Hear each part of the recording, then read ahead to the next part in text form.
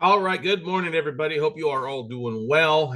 Or good afternoon, good evening, wherever what time it is, wherever you're at. It has been a very hot weekend here in Austin, Texas.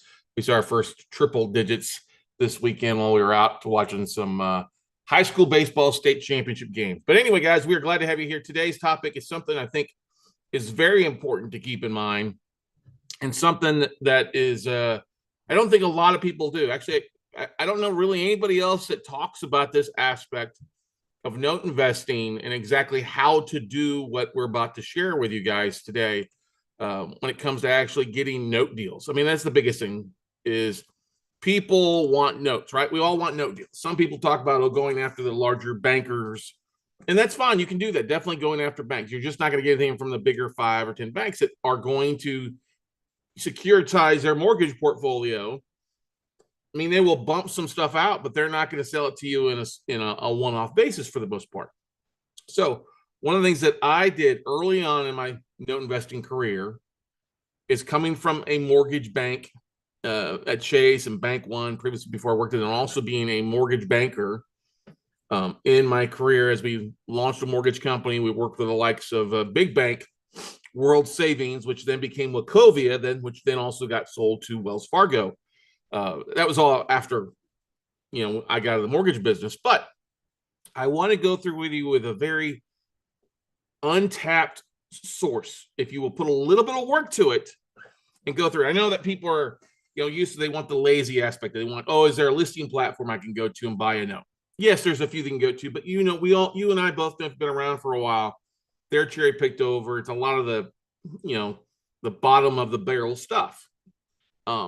Especially if platforms aren't reinvigorating their inventory on a regular basis, doing their own outside market. Now, I like the guys over at Exchange.Loans, Andre and Mike over there. They do a great job because they're constantly reaching out to banks and lenders for their commercial stuff, and they're getting stuff that they can work through. So it's a phenomenal website to go take a look at. I love what the guys do at Credit IQ. They're not a listing platform, but they do provide some great quality information for you to help you see what's going on in the industry. But many people, many note investors, let's just face it, people in themselves are mostly pretty lazy, right? But most of us, when we get started as real estate investors, what are the things that we're doing? Well, we're targeting what? We're driving for dollars, right? We're looking for the ugly properties in the neighborhood, or we're getting a foreclosure list and sending out postcards and yellow letters and spending thousands of dollars in direct mail to find deals. I don't like doing any of that stuff. I'm a big believer that's all a bunch of garbage for the most part. Don't get me wrong. Yes, you can get deals from that, but you got to go through a whole lot of work. I mean, I was a part of several masterminds where they're literally people are spending 10, 15, $20,000 a month in postage to get a couple deals in. That's a huge overhead to have every month. And then you got to hire staff. You got to hire people to be able to process those leads and those phone calls. And look, it can be a great business, but then you end up creating oftentimes a business that ends up owning you because you're constantly working. I like the note business because I think if you're a smaller individual, you can make this work for you. Of course, if you want to take it big, you can take it big. It's all up your choice. But the biggest thing that separates most investors from getting the ball rolling is that big overhead. They don't have the money. They don't have the systems in place. They don't have the time because they're doing this on a part-time basis. So today's topic is going to be something that I think you guys are really going to enjoy because it's something that you can do pretty relatively easy and make things happen for you without having to put a lot of work in. You're going to be able to do some great things to help you get deals sent to you direct from sources by just rinse and repeating a few things. Okay. Now, what am I talking about? Well, here in Texas, Texas is the land of milk and honey when it comes to being a lender because we have the fastest foreclosures. We've got fast evictions. I mean, it's a really lender-friendly place. It's also friendly to get information, to literally be able to harvest information from the state when it comes to licenses and people that are licensed to do business in Texas. And if you've gone through our 3-day workshop before, our Note Buying for Dummies workshop, which we're going to have one in a couple of weeks here, actually in 2 weeks, one of the things that we go through is how to get a list of mortgage bankers or licensed servicing companies that are doing business here in Texas, licensed to business here in Texas. You contact the Texas Mortgage Banking and Savings Department, request it. They used to allow you to download it direct from the website. Well, you've got to email them and ask for it, but they will send you a secure email that you can download. Now, that download list is going to be a company roster of all the mortgage companies here in Texas. You don't need that. It's going to have another download, another Excel spreadsheet you can download, which is going to have a list of licensed mortgage servicing companies, mortgage bankers, company roster banking lists, licensed loan officers, processors, credit union auxiliaries, and then other mortgage company auxiliary services. Huge list, okay? You don't need that whole list. You have to filter through that list. And if you are in our WCN crew, our monthly membership for $97 a month, you should have gotten this morning. I uploaded a new list, a chopped up list, I guess you could say, edited a list a little bit so that you guys don't have to worry about trying to go out and find it and reach out to the county. And I mean, you can, not the county, but you can reach out to the state and definitely reach out to it for yourself if you want to. It's good to do that every once in a while. Hey, John, good morning, John. If you don't live in Texas, you can still reach out to the state lending department in Texas and request it. You can also, and I would highly recommend this, reach out to your local state government agency, whatever handles the licensing of loan officers or mortgage brokers. Every state's a little bit different. Don't ask me to go through it. Some states will have a list. Others will refer you just to the national mortgage license search website, which is just inefficient as hell. Okay.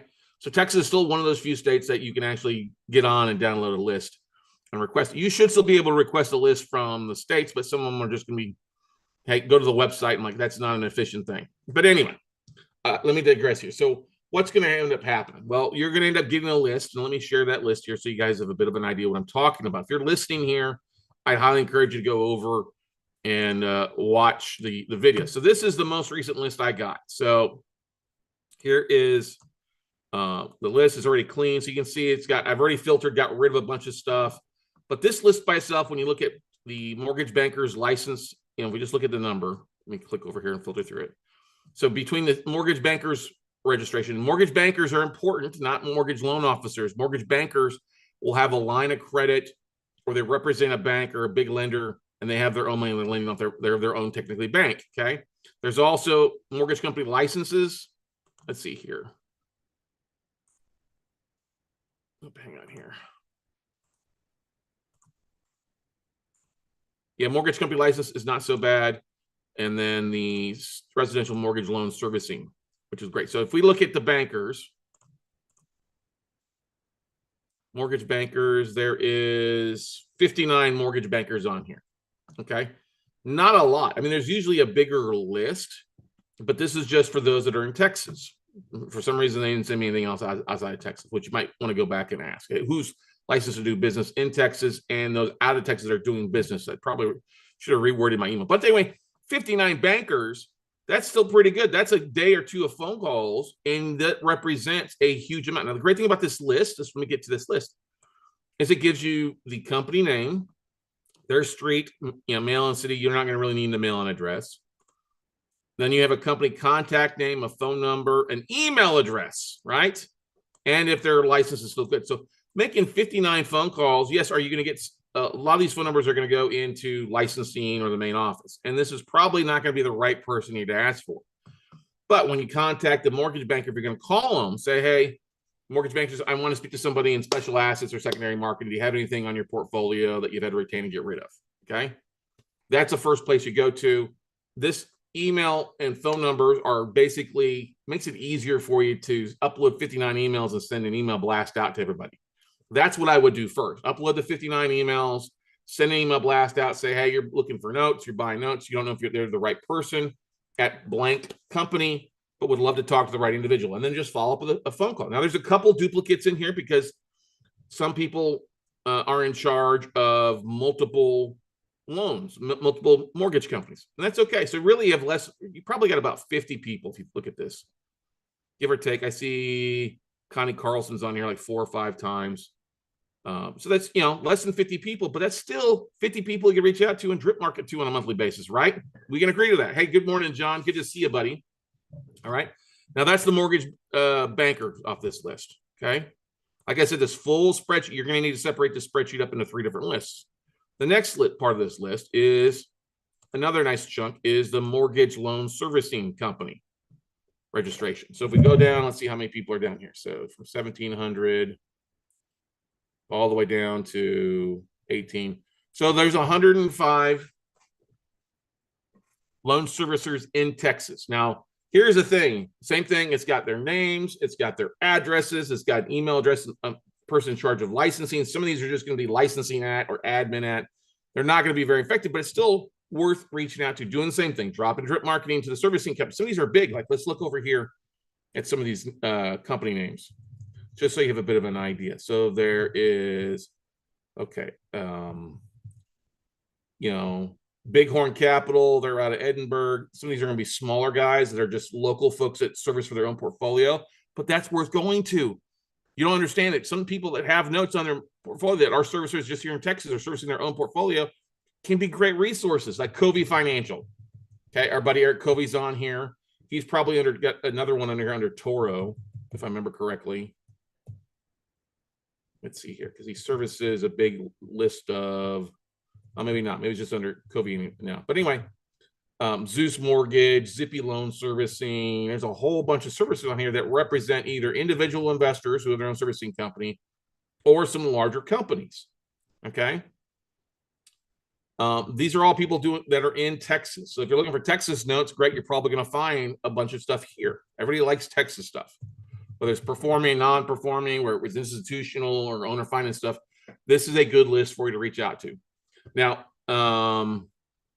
yeah, so this like 100. So basically what I would do, you go from 1811 to, but yeah, it's 104, 105, same thing.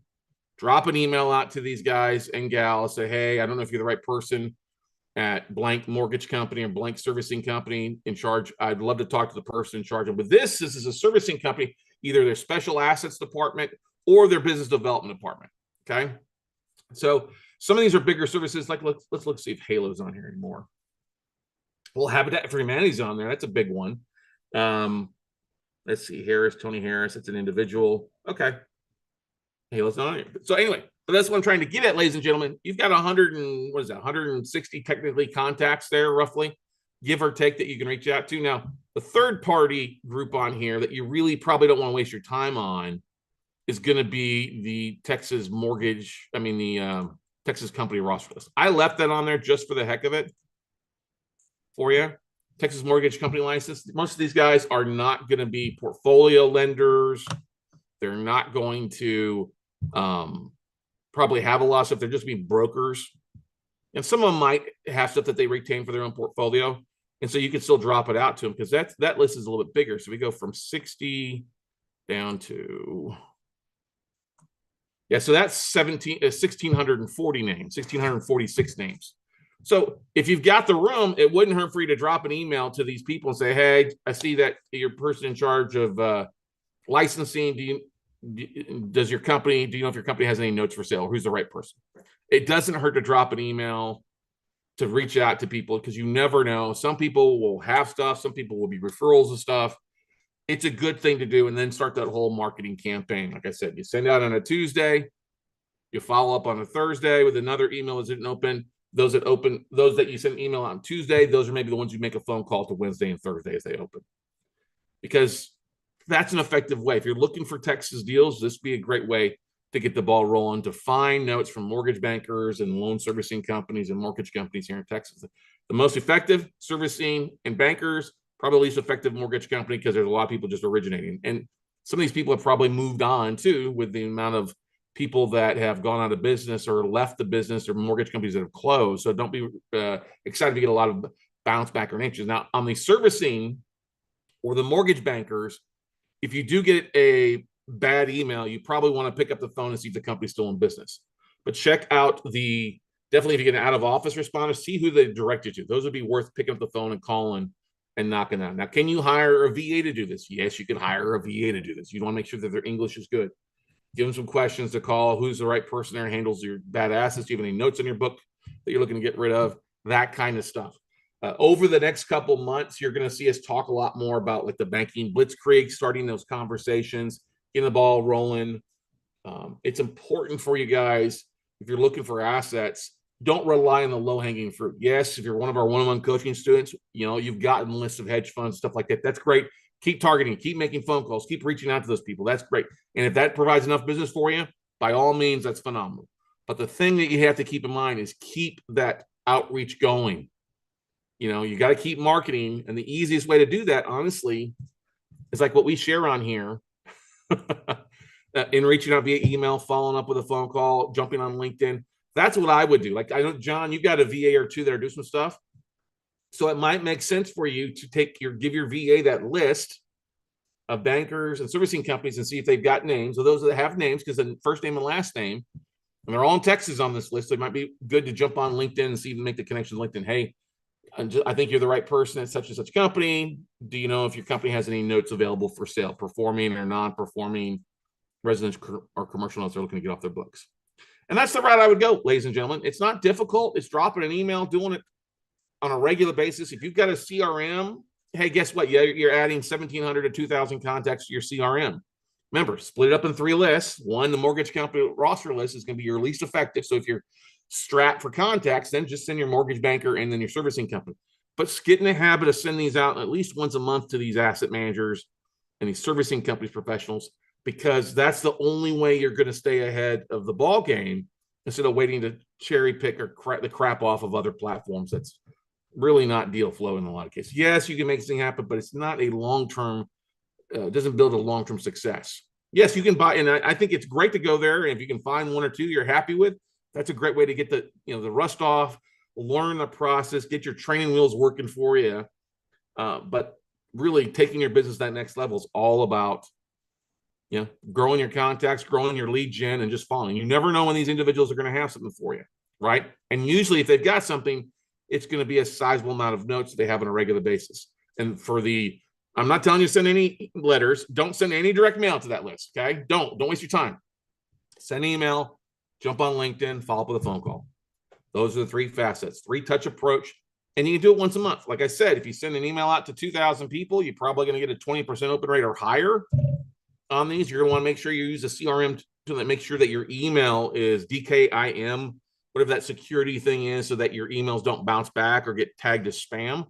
A lot of these companies have higher spam filters, so you just got to follow up with a phone call. It makes sense. Your email may go into spam junk folder. That's why you just touch base with them and keep going. And it's probably not going to be the right person initially with the licensing, but it's a great way to get your foot in the door to get the list of. And we've had success with this list over years. The first time we did it years ago, we got 3 notes sent to us. All right. Next time we went to, we got 100 notes sent to us. Banks and lenders are looking to move stuff. All right. It's something to keep in mind. It's definitely something that you want to be reaching out to and increasing that aspect as we now get into the middle of the year. We're now into, we're coming up on Q3. All right. Here at the end of this month. So Q3, Q4 is really going to see a lot of stuff, residential, commercial. Make those connections now and just start that marketing campaign. It's kind of go to old school. Yeah, you can sit around and talk till you're blue in the face, talking to other note investors like yourself. But if nobody's marketing out, then they're just kind of, I hate to say, their sales are incestuous, is buying and selling from the same few people. And then when you run out of deals from those same few people, there's no note deals. Well, there's no note deals because you don't know how to market like it's the 21st century. Okay. Any questions, any comments, any concerns for you guys before I let you go today? I just wanted to go through that aspect. It's not hard. Go to the Texas Savings and Mortgage Lending, request it. If you're part of our WCN crew or one of my coaching students, you already should have gotten the list that I just went through briefly. If you're out of state or want to do that, then reach out to I think in California, it's the Department of Real Estate. In some states, it's the Department of Insurance. Some states, like I said, you have to pick up the phone, give your state licensing, who handles in charge of licensing from mortgage lending. Like I said, maybe the insurance department may have the mortgage and lending. It may be real estate department like it is in some areas. Okay, it might cost you. I think California used to charge like $50 or $100, and they would send you they used to send a CD-ROM. First time I requested years ago, it was a 3-inch floppy. Then it came on a CD-ROM. Then it came as a thumb drive. Then they finally got smart and realized they could send it as a secure download. But it's a huge list. So you got to be specific. Tell them exactly what you're looking for. A list of mortgage bankers and servicing companies that are doing business in the state. is the easiest way to ask for and see what they say. All right, everybody. And we will probably do a calling bank asset managers off these 2 lists here in the next few weeks. So stay tuned for that as well. So any questions, comments, concerns before I let you go for the day? Was that helpful for you? Kind of walking you through that process? Get the list, send an email blast, jump on LinkedIn, send a message request there, and then pick up the phone and call. And when you get up the phone, you can ask for the person on the list. If they don't answer, they're not there, then ask to see if do they have somebody in charge of special assets or secondary marketing or their note sales department. All right. Great stuff, everybody. Go.